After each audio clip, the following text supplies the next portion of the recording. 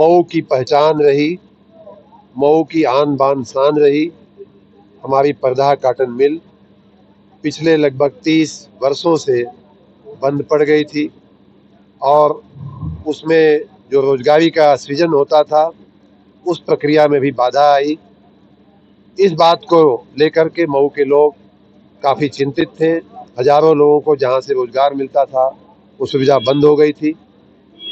मैंने राजनीति में आने के बाद, विधायक बनने के बाद 3 साल पहले, 3 साल के आसपास के समय से मैंने इस विषय को उठाया। मैंने माननीय मुख्यमंत्री जी को निवेदन किया कि इस जमीन का सदुपयोग होना चाहिए। 84-85 एकड़ की ये बहुमूल्य जमीन मऊ के प्रांगण में पड़ी हुई है और उसका सदुपयोग करके लोगों की रोजगारी का उपाय किया जाए। माननीय मुख्यमंत्री जी को मैं धन्यवाद दूंगा कि हमारे इस प्रस्ताव को मानते हुए माननीय एमएसएमई मंत्री जी का धन्यवाद करूंगा। एमएसएमई विभाग के पहले के अग्र सचिव, अभी के अग्र सचिव, सभी लोगों का भी मैं धन्यवाद करूंगा। विभाग के अधिकारियों का धन्यवाद करूंगा कि उस पर माननीय मंत्रिमंडल की मंजूरी से एक बहुत ही विशाल औद्योगिक पार्क बनाने की मंजूरी, एमएसएमई पार्क बनाने की मंजूरी सरकार ने दे दिया है और उसके लिए धरातल पे अब काम होना भी शुरू हो गया है। आप देख सकते हैं कि ये 84, लगभग 84, सवा 84 एकड़ जमीन ये थी और उसमें आपको मैं दिखाऊं तो 500 से 1000 स्क्वायर मीटर के 104 प्लॉट बनने वाले हैं। 1000 से 5000 स्क्वायर मीटर के 37 प्लॉट बनने वाले हैं और इन्हीं प्लाटों में से एक बड़े प्लाट पे जो फ्लैटेड फैक्ट्री का प्लॉट होगा, जिसकी माप 11,000 से स्क्वायर मीटर से ऊपर है, उतने बड़े प्लॉट पे फ्लैटेड फैक्ट्री बनेगी जिसमें लगभग 350 यूनिटों के लिए जगह बनेगी।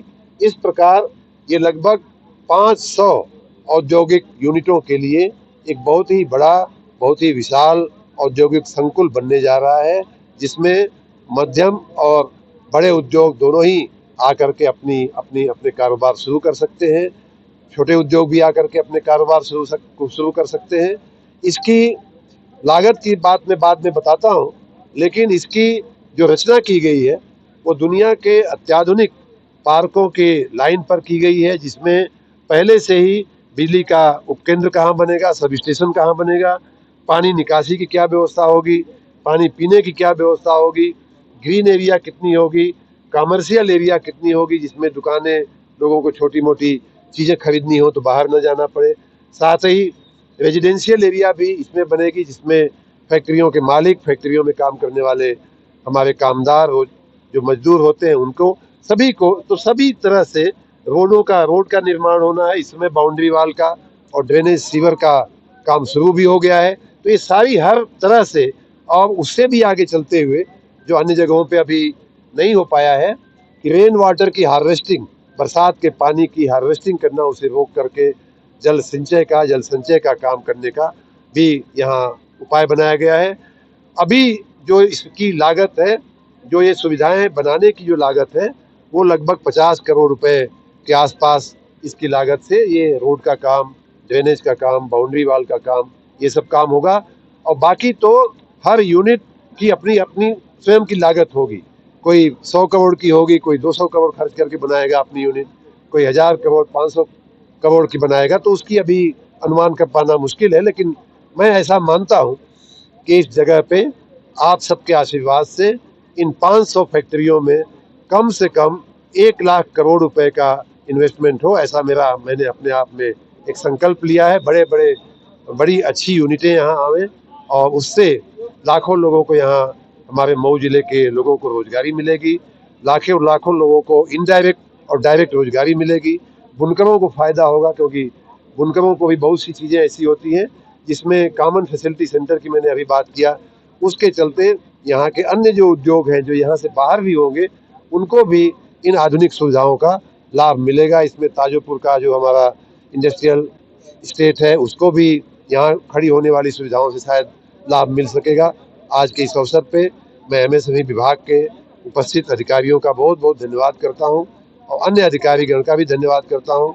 एमएसएमई के मंत्री माननीय सचान जी का, माननीय मुख्यमंत्री जी का और माननीय प्रधानमंत्री जी का भी मैं बहुत बहुत धन्यवाद करता हूँ इस कार्य के लिए। मऊ की जनता को उनके नमन के साथ मैं इस सिद्धि को, इस काम को उनको समर्पित करता हूँ। इसके अलॉटमेंट की क्या प्रक्रिया है? इसके अलॉटमेंट की, जैसा कि यहाँ अधिकारीगण ने बताया भी, कि अभी इस पार्क की रचना का काम चल रहा है, जो 1 साल के अंदर ये पूरा हो जाएगा।